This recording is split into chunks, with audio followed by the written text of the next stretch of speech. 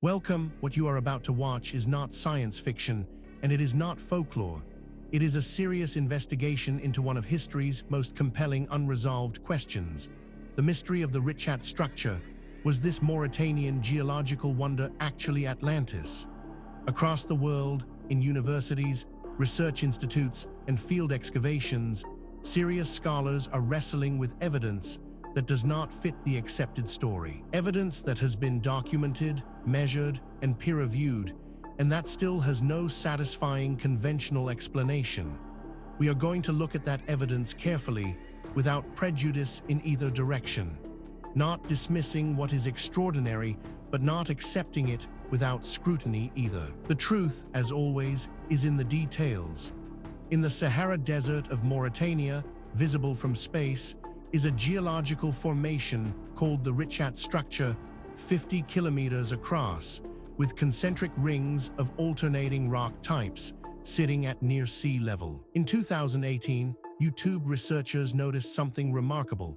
The Richat structure matches Plato's description of Atlantis almost exactly. The concentric rings, the approximate dimensions, the location relative to the Pillars of Hercules and nearby freshwater sources. The video went viral. Millions of people encountered the comparison for the first time and found it compelling.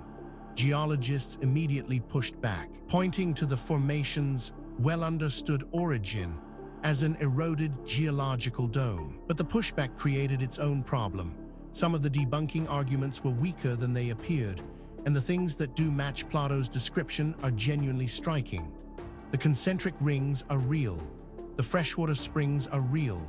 The Sahara Green Period, the 6,000-year window when this desert was a lush, inhabited landscape, is real, and it precisely overlaps Plato's timeline. The structure was once at sea level before geological uplift raised it. None of these facts were invented by the YouTube video.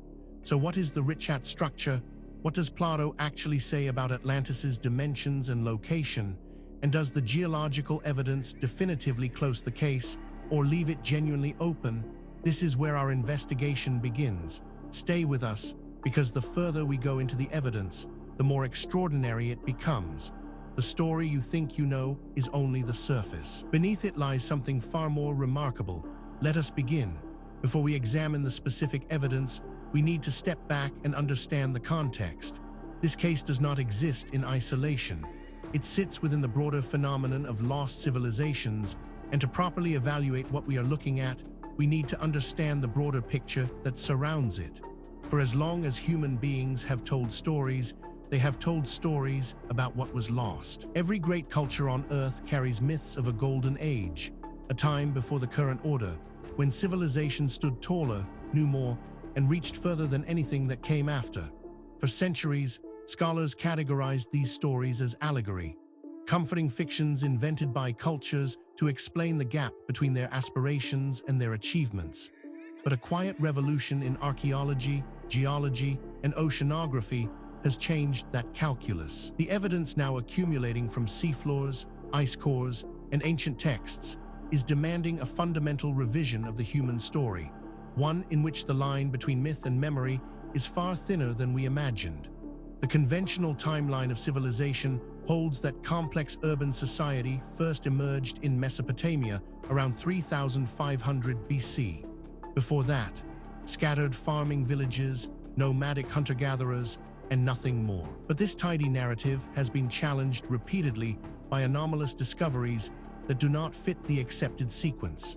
Megalithic structures dated to 10,000 BC or earlier. Astronomical alignments encoded in monuments by cultures supposedly too primitive to understand the sky. Mathematical ratios embedded in architecture that would not be formally derived for thousands of years. These discoveries are not fringe fabrications. They are measured, published, and debated in peer-reviewed literature. They point toward a past far more complex than the textbooks describe. What happens when a civilization falls? Most of its knowledge disappears. The libraries burn, the engineers die, the farmers abandon the fields. Within a generation or two, the grandchildren of architects are living in the ruins of buildings they cannot build. We know this happened in the Bronze Age collapse of 1200 BC, when a networked civilization spanning the Mediterranean was destroyed in a matter of decades. We know it from the fall of Rome. History is not a steady march of progress. It is punctuated by catastrophic resets, after which humanity must begin again. The question is whether some of those resets happened far earlier than we know, and whether their traces are still waiting to be found beneath our feet. This context matters because it tells us something important. What we are about to investigate is not an isolated curiosity. It is part of a pattern that researchers in multiple fields have been independently documenting for decades, and patterns in science demand explanation. With that foundation in place, let us now turn to the specific case at hand. Now we reach the heart of the matter. The core evidence surrounding the Richat structure. Was this Mauritanian geological wonder actually Atlantis? Is more extensive, more verified, and more troubling for conventional explanations than most people realize. Let us walk through it systematically, fact by fact, and allow the evidence to speak for itself.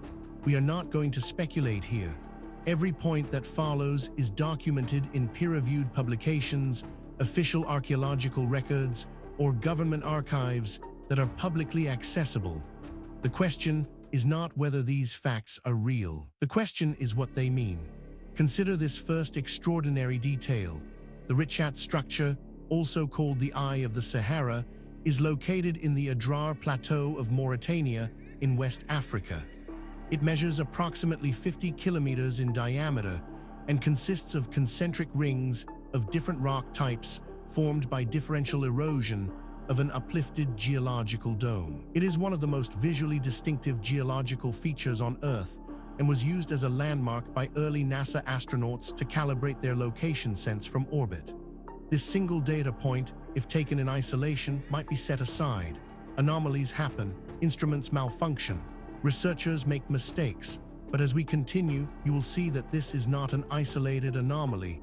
It is part of a consistent and documented pattern, but that is only the beginning. Researchers also discovered Plato's description of Atlantis in the Critias dialogue specifies a central island surrounded by alternating rings of land and water, with the total structure measuring approximately 100 stadia, roughly 18 kilometers across.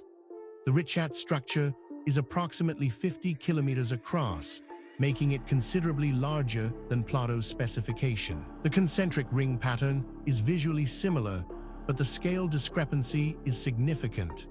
Now, a skeptic might propose an alternative explanation for this, and that is entirely reasonable. We should always test alternative explanations before accepting extraordinary ones. The problem is that the alternative explanations, when examined carefully, create more problems than they solve. The mystery deepens when we examine the Sahara Green Period, approximately 9,000 to 3,000 BC, was a climatic interval during which the Sahara was a verdant, well-watered landscape with rivers, lakes, and abundant wildlife. Hippopotamus, crocodile, elephant, and fish bones have been found in the Richat region from this period. If Plato's Atlantis dates to around 9,600 BC, the Sahara Green Period means the Richat structure's surroundings were genuinely habitable at that time, not the empty desert seen today. This is where the conventional account begins to strain. Each individual fact might be dismissed or minimized in isolation, but the cumulative weight of the evidence is another matter entirely. Perhaps most remarkable of all, the YouTube channel Bright Insight, run by Jimmy Corsetti, published the Richat Atlantis comparison in 2018 and accumulated tens of millions of views. Corsetti argued that the structure's location west of the Pillars of Hercules, Gibraltar, its concentric ring geometry, the freshwater springs surrounding it, and the Sahara Green Period timeline all align with Plato's account. Mainstream geologists and classicists immediately disputed the interpretation. Researchers who have examined this evidence have described it as genuinely difficult to explain within the accepted framework. These are not fringe commentators. They are credentialed academics publishing in mainstream journals, raising questions that the field has not yet satisfactorily answered. Then there is the matter of the Richat structure was formed by the symmetrical uplift of a laccolith, an intrusion of magma into sedimentary layers, followed by erosion. Geological surveys confirm it was never connected to an ocean.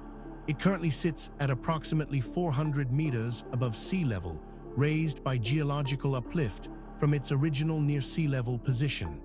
Plato specified that Atlantis was an island surrounded by ocean, accessible by sea, a condition the Richat structure does not, and apparently never did meet. What makes this particularly significant is its independence from the previous points. This is not a case of one theory requiring another. These are separate lines of evidence converging on the same uncomfortable conclusion.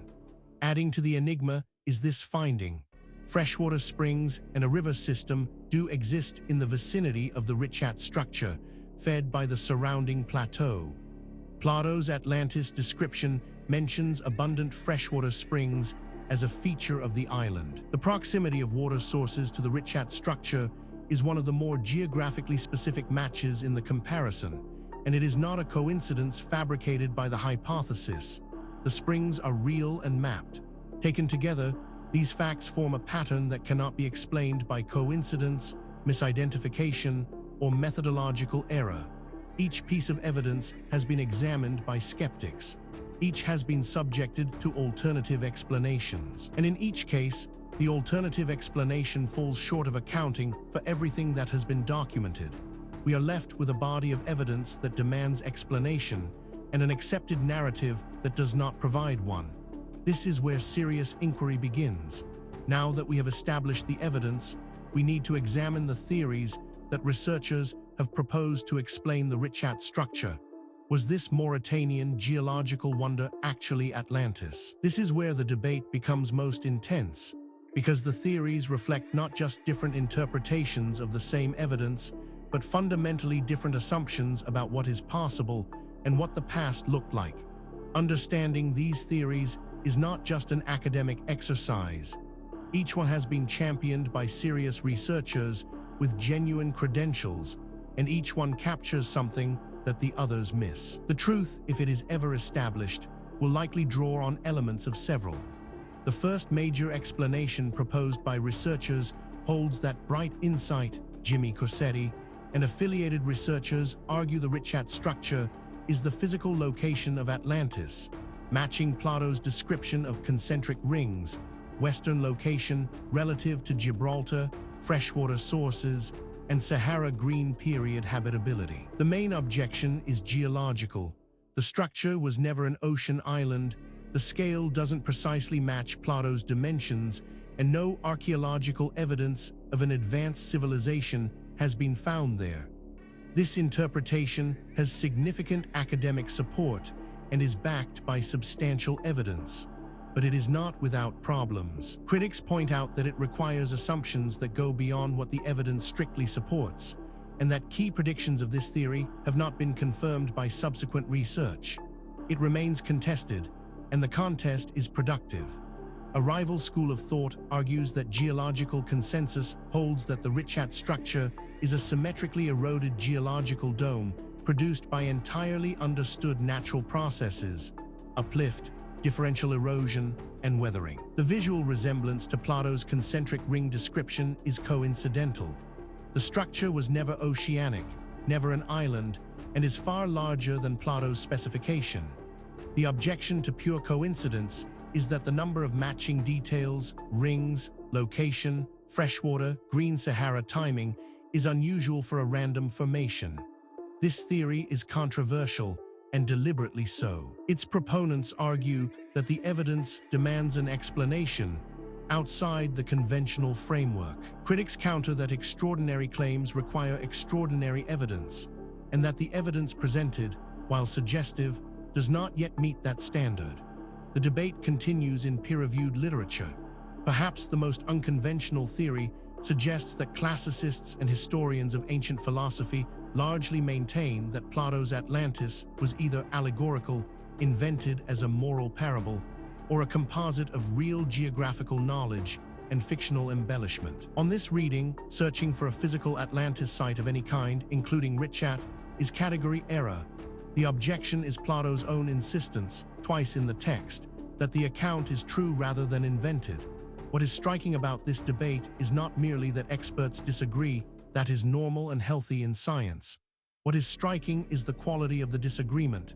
Serious researchers, working from the same body of evidence, reaching genuinely different conclusions. That level of fundamental disagreement, when it persists over decades, is a signal that something important has not yet been understood.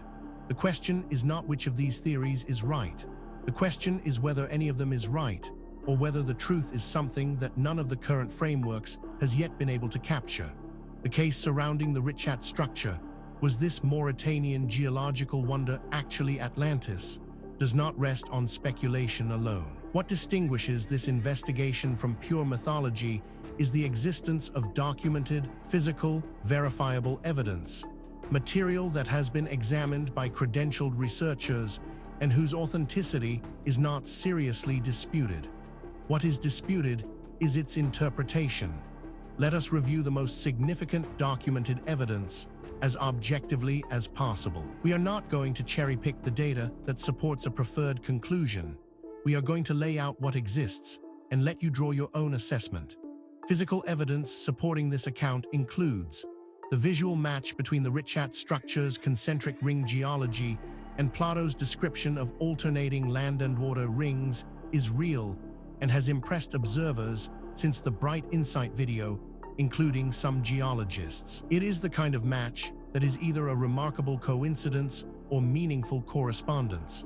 The structure's scale, however, does not precisely align with Plato's stated dimensions, and this discrepancy has not been satisfactorily resolved by proponents.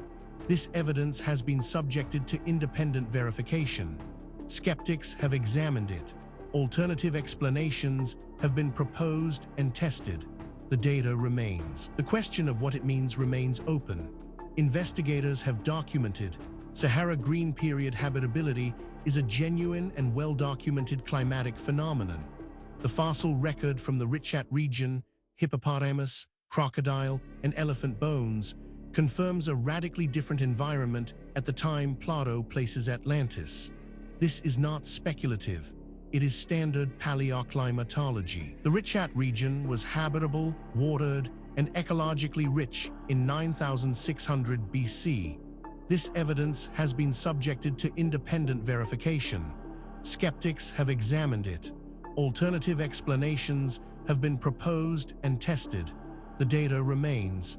The question of what it means remains open. On-site analysis revealed the critical geological objection that the Richat structure was never connected to the ocean, and Plato specifies an oceanic island, has not been rebutted by Atlantis Richat proponents. Geological surveys of the structure show no marine sediments consistent with ocean connection at any point in the relevant time frame. This is the strongest single argument against the identification, and it remains unanswered. This evidence has been subjected to independent verification. Skeptics have examined it. Alternative explanations have been proposed and tested. The data remains. The question of what it means remains open. Each individual piece of evidence might, in principle, be explained away. A single anomalous artifact might be misidentified. A single anomalous date might reflect contamination. A single anomalous eyewitness account might reflect misperception. The question is whether all of the evidence can be explained away, and whether the explanations required are more or less plausible than the evidence itself. When multiple independent lines of inquiry converge on the same conclusion, that convergence is the most powerful signal in empirical science. And that is exactly what we are seeing here.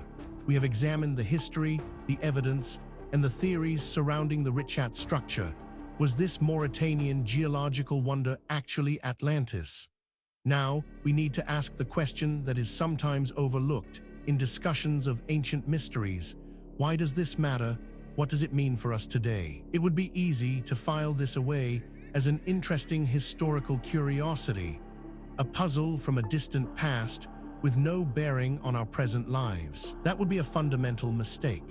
The questions raised by this case touch on issues that are directly relevant to who we are, where we came from, and what the human story actually looks like before the period covered by conventional history.